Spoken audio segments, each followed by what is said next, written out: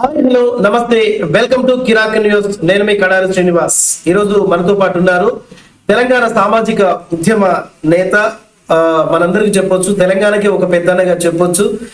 తెలంగాణలో తనకంటూ ఒక మంచి పేరును సంపాదించుకున్న గాదే ఇన్నయ్య, మొండి మనిషి అని చెప్పేసి అందరూ ప్రేమపూర్వకంగా అన్నాను పిలుచుకుంటాం. అన్నను ఈరోజు మన కిరాక్ న్యూస్ లో తీసుకొచ్చాను. అన్నతో కొన్ని విషయాలు మాట్లాడుకుందాం. అన్న నమస్తే. నమస్తేనే. అయితే దాదాపు 10 సంవత్సరాల తర్వాత తెలంగాణలో మార్పు అనేది వచ్చింది. కాంగ్రెస్ ప్రభుత్వాన్ని కోరుకున్నారు. అయితే మరి హైదరాబాద్ సర్కారుగా పేరుగాంచిన తెలంగాణలో పీజేఆర్ గారి వర్ధంతిని కూడా మర్చిపోయిన కాంగ్రెస్ పెద్దలను ఏమనాలి? ఒకవైపు జనాల దృష్టినంతా మళ్లించేసి ఇప్పుడు ప్రజా పాలనలో భాగంగా స్కీములు అనే పేరు తీసుకొచ్చి జనాలను క్యూలో నిలబెడుతూ వాళ్ళను అటువైపు మళ్లించి వీళ్ళు మేడిగడ్డకు పోయి తెలంగాణ చరిత్రకారులను మర్చిపోవడం ఏ విధంగా చూడాలంటారు ఒక సామాజిక ఉద్యమకారుడిగా? మొదటిగా కిరాక్ వీక్షకులందరికీ కూడా ఉద్యమాభివందనాలు. తెలంగాణ రాష్ట్ర సాధనలో సుదీర్ఘకాలం మనకంటూ ఒక చరిత్రని చెరగని ముద్రగా ఇచ్చినటువంటి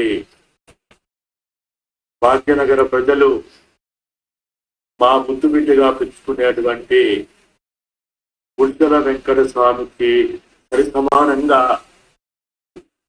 ఒకనాటు టంగుటూరు అజయ్ గారికి సరి సమానంగా హైదరాబాదు నడిబొడ్డున తెలంగాణ ప్రజలకి ఒక సిఎంపి నాయకునిగా, ఒక మంత్రిగా కృష్ణా నదీ జలాలను హైదరాబాద్ తెప్పించడంలో అత్యంత కీలక పాత్ర పోషించినటువంటి జనార్దన్ రెడ్డి గారు ఎవరు మర్చిపోయినా, ఎవరు వ్యాధిలో లేకున్నా, సోయిలో లేకున్నా భాగ్యనగరం ప్రజలు, ముఖ్యంగా గుర్తుల్లో ఉన్న వాళ్ళు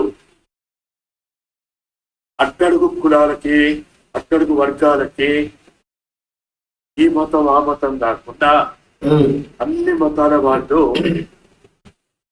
వాళ్ళ ఇంటి బిడ్డగా, వాళ్ళ అన్నగా, వాళ్ళ తమ్మునిగా, వాళ్ళ చిన్నాయన పెద్దనాన్నగా, వాళ్ళ అంకులుగా భావించేటువంటి హైదరాబాదు మహానగరంలో పేరుగాంచిన వాటిలో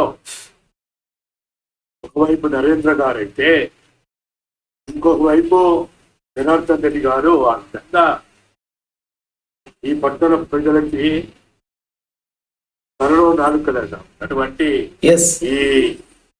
ఇటువంటి వ్యక్తులు వాళ్ళు ఎప్పటికీ జ్ఞాపకం ఉంటారు. అన్న, మీరు ఇంతగానం పీజేఆర్ గురించి చెప్తున్నారు. పీజేఆర్ గురించి ఒక సామాజిక ఉద్యమకారుడిగా మీరు చెప్తున్నారు. ఎందుకంటే తెలంగాణ హక్కుల కోసం ఆయన పోరాడిన వ్యక్తి ఎదిరించి నిలదీసిండు. అట్లాంటి ఒక ఉద్యమకారుని, ఒక తెలంగాణ చరిత్రకారుని కూడా మరి కాంగ్రెస్ పెద్దలు, ఇలా ముఖ్యమంత్రి స్థానంలో ఉన్న సీఎం రేవంత్ రెడ్డి గారైనా సరే, డిప్యూటీ సీఎం బట్టి విక్రమార్క గారైనా సరే ఎందుకు మర్చిపోయారు? కనీసం ఎందుకు ఆ నివారణ అర్పించలేదంటే ఏం చెప్తారు? అన్న, మనకి తెలంగాణ చరిత్ర తెలియదు. 1994 నుంచి 1999 వరకు ఆయన ఒక సిఎంపి లీడర్గా ఆ రోజు ఉన్నటువంటి ఆ ప్రభుత్వం తెలుగులో నిండు శాసనసభలో నేను రాసినటువంటి ఈ సభాబద్ధ తెలంగాణ పుస్తకాలని ఆయన అసెంబ్లీ సాక్షిగా ఈ పుస్తకాలని అసెంబ్లీలో చూస్తూ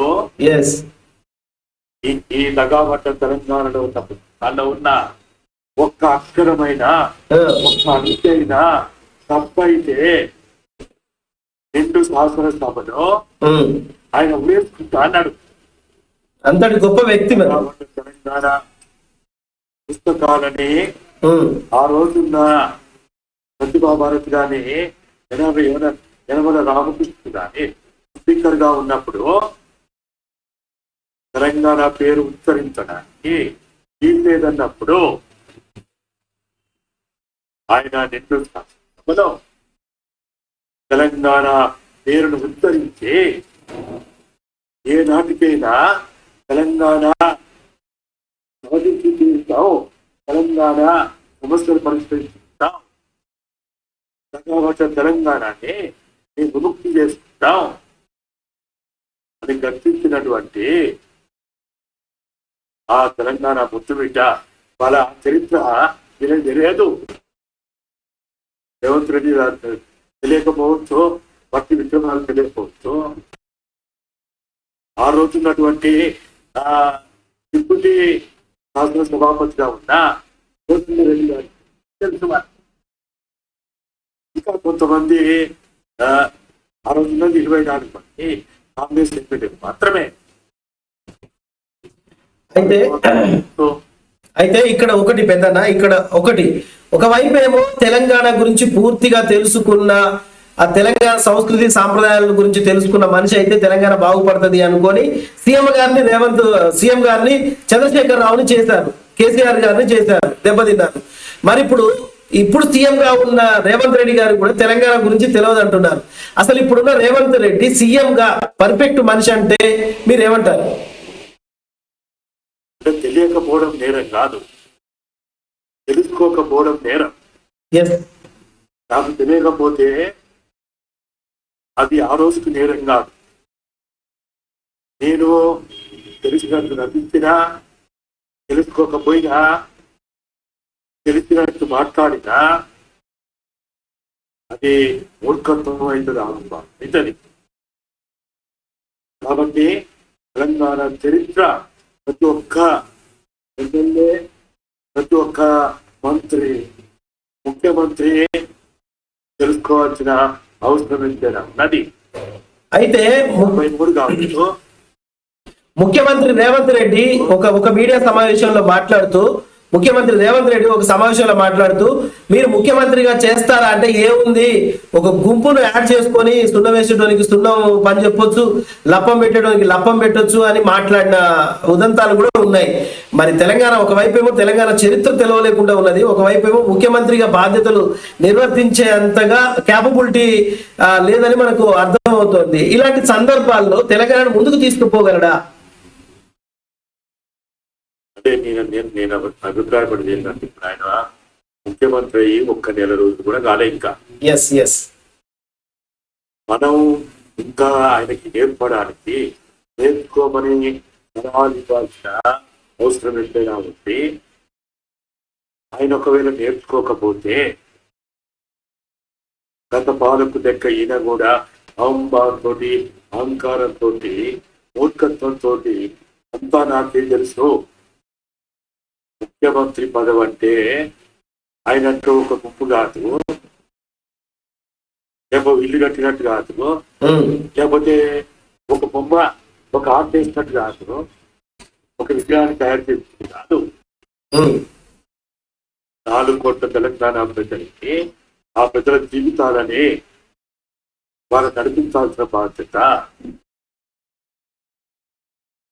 ఈ ప్రజల కష్టాలు, బాధలు, కన్నీళ్ళు, తెలంగాణ ఉద్యమ ఆకాంక్షల్ని అర్థం చేసుకొని గత పాలకులు చేసిన తప్పులు ఇప్పుడు ఆయన చేయకుండా రాజ్యాంగబద్ధమైన, చట్టబద్ధమైన, శాస్త్రబద్ధమైన ఆయన ఏదైతే నేను ప్రజల సేవకుల్ని, నేను పాలకుల్ని కాదు అని చెప్పుకున్నాడో, వాళ్ళు ఏదైతే ప్రజా పాలనని ఈరోజు పెద్ద పెద్ద స్టేట్మెంట్ ఇచ్చి, ప్రకటనలు ఇచ్చి వాళ్ళు మాట్లాడుతూ ఉన్నారో దాని ఆచరణలో నిర్వహించిన అవసరం ఎంతైనా ఉంది. రైట్, ఫైనల్ గా చెప్పండి అన్న. ఓటర్లు దాటే అన్న ఫైనల్ గా దాటకపోతే రైట్, ఫైనల్ గా చెప్పండి అన్న. తెలంగాణలో ఫైనల్ గా చెప్పండి, తెలంగాణలో ఇప్పుడు పీజేఆర్ ని చూసుకొని ఇకనైనా పాలకులు ఆయన నుంచి మనం ఏం నేర్చుకోవాలంటే మీరు ఏం చెప్తారు? ఫైనల్ గా చెప్పండి అన్న. నా దృష్టిలో వాళ్ళు కాంగ్రెస్ పార్టీ అయినా, బీజేపీ అయినా, టీఆర్ఎస్ అయినా, కమ్యూనిస్ట్ అయినా నక్సలైట్ అయినా ఏ పార్టీలు కాదు అయినా తెలంగాణ ఉద్యమంలో వాళ్ళు పోషించిన పాత్రని మనం మర్చిపోకుండా చరిత్ర రికార్డు చేయాలి.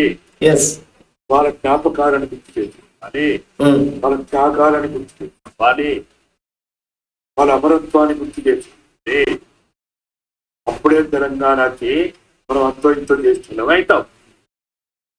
ఇప్పటికైనా పార్టీలకు అతీతంగా అతీతంగా తెలంగాణ రాష్ట్ర సాధన ఎట్లయితే సమస్త ప్రజానీకం విత్తనాలు మొదలుకొని కోటీశ్వర దాకా ఉన్నాడు అంటే 4 కోట్ల తెలంగాణ ప్రజలు తెలంగాణలో అనేక రకాల జేఏసీలు పెట్టుకొని తెలంగాణ సాధన కార్యక్రమంలో ఎవరిని మర్చిపోవద్దు. ఎవరు తక్కువ కాదు, ఎవరు ఎక్కువ కాదు. ఎమ్మెల్యేలు అయితే, ఎంపీలు అయితే, మంత్రులైతే వాళ్ళకేం తిరిగాను లేవు. 2000 మంది స్థానాలు ఒప్పించిన వాళ్ళకంటే మనం ఎక్కువనా? కాదు కాదు. వాళ్ళ కోటింగ్స్ అనుకో మనం, వాళ్ళ త్యాగం ముందు మనం ఎంత ముఖ్యమంత్రులు కావచ్చు, మంత్రులు కావచ్చు, కానీ వాళ్ళ త్యాగం తర్వాతనే మనం అందరం వాళ్ళ మర్చిపోతే మన కన్న తల్లిని మర్చిపోయినట్టే. కాబట్టి తెలంగాణ రాష్ట్ర సాధన ఒక పవిత్రమైన కార్యక్రమం. అది దాంట్లో పాల్గొన్న ప్రతి ఒక్కరిని పార్టీలకు అతీతంగా, జెండాలకు అతీతంగా వాళ్ళు నచ్చలేటే కావచ్చు, వాళ్ళు ఎందుకు మర్చిపోవాలి? వాళ్ళు కమ్యూనిస్టే కావచ్చు, వాళ్ళు ఎందుకు మర్చిపోవాలి? వాళ్ళ దృష్టిలో, ఈ చట్టం దృష్టిలో, ఈ పోలీసుల దృష్టిలో దేశ ద్రోహులే కావచ్చు, కానీ వాళ్ళు తెలంగాణ ముద్దు బిడ్డలేనప్పుడు వాళ్ళని కూడా మనం మర్చిపోవద్దు. రైట్ అన్న, అప్పుడే తెలంగాణ సార్థకమైంది. రైట్. గాదే ఇన్నయ్య పోరాటం ఎప్పుడు ఆగిపోతుంది అంటారు? గాదే ఇన్నయ్య తెలంగాణ ఉద్యమం ఉన్నంత వరకు పోరాడుతూనే ఉంటారా? తన పోరాటాన్ని ఫుల్ స్టాప్ ఏమైనా పెడతారా? ఎందుకంటే నేను చూస్తున్నప్పటి నుంచి కూడా ప్రజా ఉద్యమంలో ఉన్న మీరు అదే షర్ట్ వేసుకుంటున్నారు, అదే వాయిస్ వినబడుతోంది. తెలంగాణ 10 సంవత్సరాలు దాటినాక కూడా, కాంగ్రెస్ ప్రభుత్వం ప్రజలు కోరుకున్నాక కూడా ఇంకా పోరాటంతోనే మాట్లాడుతున్న ఆ మాటలు కానివ్వండి, ఉద్యమ భావాలు కానివ్వండి, తెలంగాణ చరిత్రను కానివ్వండి, ఈనాటి పాలకులకు తెలియజేయాలని మీరు అంటున్నారు. గాదే ఇన్నయ్య నిరంతర పోరాట శ్రామికుడా అంటే? ఘర్షణ లేకుండా, ఏదైతే ప్రతిచర్య లేకుండా, పక్షాన్ని ప్రతిపక్షం లేకుండా సమాజం ముందుకు పోదు. ఘర్షణతోటే నిప్పు పుట్టింది. నిప్పు పుట్టడంతో సమాజంలో మనం అనుకున్న అభివృద్ధి మొదలైంది, ప్రకృతిలో మార్పులు వచ్చినాయి. కాబట్టి మన భూములేసే విత్తనం ఆ భూమిని పెట్టుకుంటూ పైకొచ్చి ఒక మొక్కగా, ఒక వృక్షంగా పూలను అందించింది, ఫలాలను అందించింది. అంత ఉండాలని కోరుకునేది ఇన్నయ్య. నా తుది శ్వాస వరకు నేను ఈ మంత్రశాలి పాత్రనే పోషిస్తా. నాకు ఆనందం, అదే నాకు సంతోషం. థ్యాంక్ యూ ఇందన్న, థ్యాంక్ యూ వెరీ మచ్. ఎందుకంటే తెలంగాణకి ఒక పెద్ద దిక్కుగా మీరున్నారు.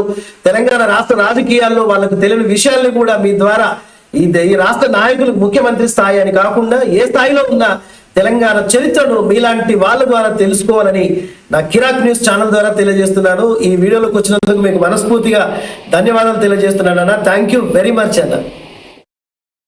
థ్యాంక్ యూ వందనాలు.